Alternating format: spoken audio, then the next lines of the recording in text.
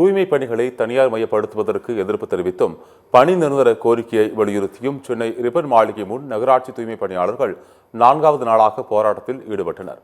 இது தொடர்பாக எமது செய்தியாளர் மாயாவதி வழங்கிய தகவல்களை பார்க்கலாம்.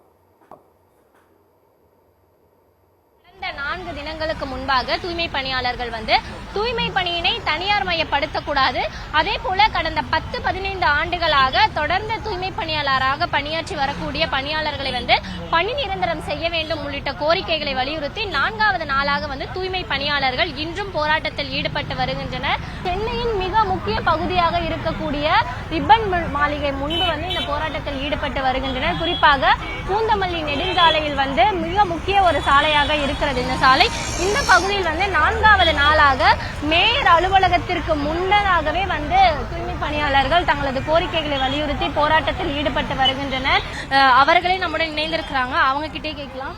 வணக்கம்க்கா, இந்த போராட்டத்தை முன்னெடுத்துட்டு வரீங்க, இது வரைக்கும் ஏதாவது கூப்பிட்டு உங்களை பேசியிருக்காங்களா ஆபீஸ்ல இருந்து?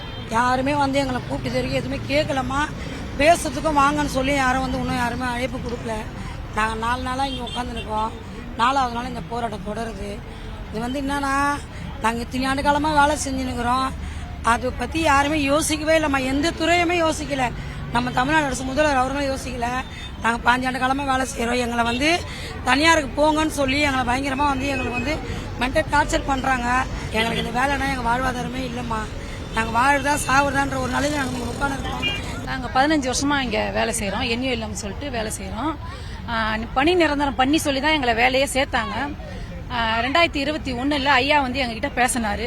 இந்த மாதிரி நான் ஆட்சிக்கு வந்த உடனே முதல் கையெழுத்து உங்களுக்காகத்தான் போடுவேன்னு சொல்லி எங்களை பணி அடுத்த ஸ்டெப்பு போக சொன்னாரு. ஆனா கடைசியில இந்த வருஷம் செய்யறேன், அடுத்த வருஷம் செய்யறேன், அடுத்த வருஷம் இப்ப 4 ஆண்டுகளா ஆகி போச்சு.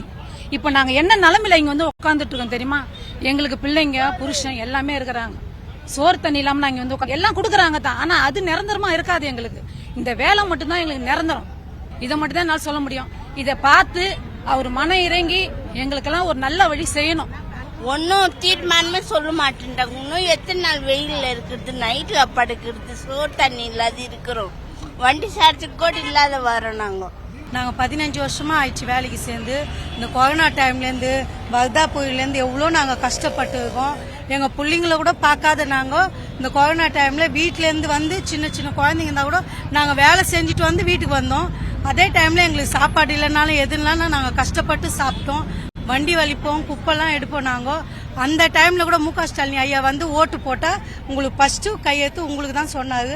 அதை நம்பி நாங்கள் எல்லாருமே ஓட்டு போட்டோம். ஜனம் எல்லாருமே நாங்கள் சொன்னோம், ஃபர்ஸ்ட் நம்ம கையெழுத்து ஐயா போடுறேன்னு இருக்காரு, நீங்கள் கண்டிப்பாக ஓட்டு போடுங்க அப்படின்னு எல்லாருக்கும் நாங்கள் சொன்னதுனால எல்லாருமே ஓட்டு போட்டோம்.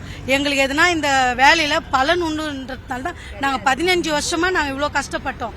எங்களுக்கு வேலை நிரந்தரம் பண்ணணுமா, நாங்கள் கஷ்டப்பட்டோம். 15 வருஷமா நாங்க கஷ்டப்பட்டதுக்கு இவ்வளோ ஜனமும் நிக்குதுன்னா, இத்தனை நாளா இந்த வெயில்ல நாங்க தாங்கி நாங்க வேலை செஞ்சதுனால தான் இந்த வெயில் கூட எங்களுக்கு பெருசா தெரியல.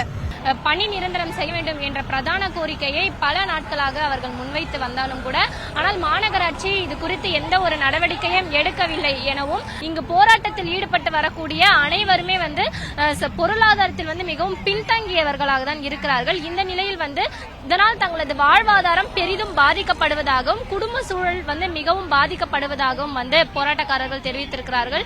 எனவே தூய்மை பணியாளர்களின் வாழ்வாதாரத்தை கருத்தில் கொண்டு சென்னை மாநகராட்சி துரிதமாக இவர்களது கோரிக்கையை நிறைவேற்ற வேண்டும். கோரிக்கை நிறைவேற்றும் வரை போராட்டம் தொடரும் என தூய்மை பணியாளர்கள் தெரிவித்திருக்கின்றனர்.